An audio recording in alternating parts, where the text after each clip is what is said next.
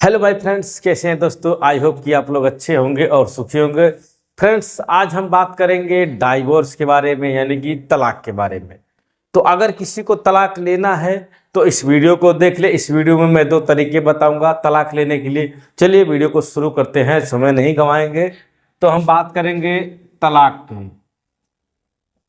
अब देखिए, तलाक के लिए हमारे कानून में प्रावधान दिए गए हैं। हिंदू मैरिज एक्ट, देखिए, हिंदू मैरिज एक्ट 1955 में दिया गया है तलाक के बारे में। हम हिंदू मैरिज एक्ट 1955 पढ़ेंगे।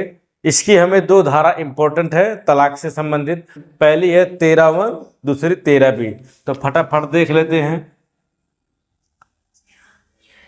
देखिए, पहला है धारा 13(a), दूसरी है धारा 13(b) हिंदू मैरिज एक्ट।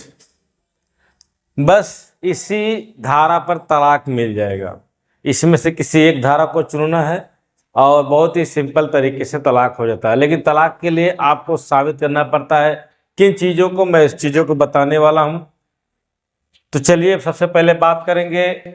अगर आपको तलाक लेना चाहे, ये वाला धारा ले सकते हैं तलाक, चाहे ये वाला ले, यानी कि यह सहमति से तलाक है और बिना सहमति से तलाक है, दोनों। ठीक, अगर आप दोनों पति पत्नी सहमत हैं तो वह 13(b) के तहत तलाक ले सकते हैं। अगर कोई एक पक्ष तलाक लेना चाहता है तब उसको 13(a) के तहत तलाक लेना पड़ता है। लेकिन इसके लिए उसको 7 तरह के क्राइटेरिया को पूरा करना पड़ता है। अगर इसमें से 9 तरह का बताऊंगा मैं आज। नंबर 1 जो भी बताऊंगा, सबसे पहले बताएंगे हम एडल्ट्री के बारे में, यानी व्यभिचार। अगर व्यभिचार, अगर पति पत्नी, यहाँ पर मामला किसका है, तलाक किसके होता है, पति व पत्नी के बीच। पति व पत्नी के बीच में तलाक होता है, सबको पता है। अब देखिए, तलाक के लिए व्यभिचार शब्द आया है, एडल्ट्री शब्द आया, यानी कि पत्नी चाहे किसी के साथ अफेयर में रह रही हो, चाहे पति किसी के साथ अफेयर में रह रहा हो, अगर इस चीज को आप साबित कर देते हैं तब आपको तलाक मिल जाता है 13(a) के तहत। बात समझ में आई। व्यभिचार माने एडल्ट्री, यानी कि आपका जो साथी है, आपका जो प्रेमी है, पति है, वह किसी अन्य के साथ यौन संबंध बनाता है, तब उसको हम एडल्ट्री कहते हैं, व्यभिचार कहते हैं। अगर आप इस चीज को साबित करते हैं तो 13(1) के तहत तलाक आपका मिल जाता है। दूसरी बात होती है क्रूरता की। क्रूरता यानी क्रूअल्टी। क्या? क्रूअल्टी। देखिए, अब क्रूअल्टी कितने तरह की हो सकती है दोस्तों? क्रूअल्टी 3 तरह की हो सकती है। सबसे पहले शारीरिक क्रूरल्टी होती है, दूसरा मानसिक, तीसरा आर्थिक। अगर आप इन तीनों में से किसी भी प्रकार का क्रूरल्टी करते हैं तब वह 13(a) के तहत डाइवोर्स का आधार बन जाता है। जैसे चाहे पति अगर अपने पत्नी के को मारता पीटता है, प्रताड़ित करता है, बहुत ही बुरी तरह से मारता है, तब वह क्रूरता होती है।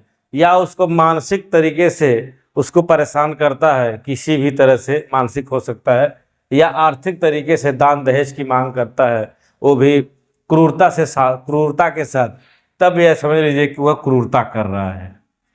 क्रूरल्टी में तीनों तरह की चीजें आ जाती हैं।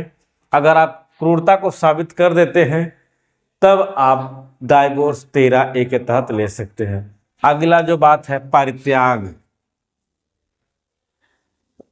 परित्याग, अब देखिए, परित्याग शब्द का मतलब होता है कि किसी भी साथी द्वारा बिना किसी ठोस कारण के दूसरे को कम से कम 2 साल तक छोड़ दे। जैसे कि मान लीजिए कि परित्याग का मतलब है कि पति पत्नी में 2 साल तक कोई संबंध नहीं बना है, कोई भी शारीरिक संबंध नहीं बना है, तब वह डाइवोर्स ले सकते हैं। कभी कभी देखते हैं कि मार पीट कर भगा देते हैं मायके और वह 2 साल से नहीं आ रही है, तब आप तलाक के लिए आवेदन कर सकते हैं 13A के तहत।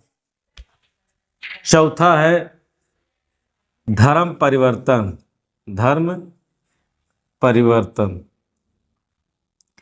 दोनों में से कोई भी व्यक्ति, चाहे पति या पत्नी, अगर धर्म का परिवर्तन कर लिया है, मतलब अगर वह हिंदू है, जैसे मान लीजिए कि पत्नी हिंदू है, पति, तो क्या पति पत्नी हिंदू है, ठीक है, पति पत्नी क्या है, हिंदू है, लेकिन अगर इसमें से पति जो है मुस्लिम धर्म स्वीकार कर लेता है, मुस्लिम धर्म स्वीकार कर लेता है, तब वह डाइवोर्स पत्नी ले सकती है। या फिर अगर पत्नी कोई अन्य धर्म स्वीकार कर लेती है, तब पति डाइवोर्स ले सकता है। तो बात समझ में आ रही है? कहने का मतलब कि कोई भी एक पक्ष, चाहे पति या पत्नी, अगर धर्म का परिवर्तन कर लेते हैं, तब आपको डाइवोर्स मिल जाता है। अगले की तरफ बात करेंगे मानसिक अवसाद की। मानसिक अवसाद, अब देखिए मानसिक अवसाद क्या चीज होता है। यदि कोई साथी किसी ऐसी बीमारी से पीड़ित है, यदि आपका कोई भी साथी ऐसी बीमारी से पीड़ित है जो कि विकृत चित्त हो, यानी पागल हो, और जिसका इलाज संभव ना हो, जिसे कह सकते हैं कुष्ठ रोग, मानसिक अवसाद में ही अगर हम समझ लें कुष्ठ रोग हो सकता है, या कोई ऐसा संक्रमण हो सकता है, कुष्ठ रोग हो सकता है, ऐसा संक्रमण हो सकता है, या फिर वह पागल हो सकता है, पालक नहीं पागल पालक, अरे यार पागल। तो जैसे कि मानसिक अवसाद में हम कह सकते हैं कि अगर वह इसी ऐसी बीमारी से पीड़ित है जिसका इलाज संभव नहीं, जो लाइलाज हो, या फिर उसको कोई ऐसा संक्रमण हो गया हो जो कि ठीक होने योग्य नहीं हो, या फिर वह मानसिक रूप से विक्षिप्त हो गया हो, पागल हो गया हो, तब तलाक ले सकते हैं कोई भी एक पक्ष द्वारा। अब अगली तरफ बात करेंगे नंबर 6। दोस्तों बात करते हैं त्याग या संन्यास की। क्या? संन्यास।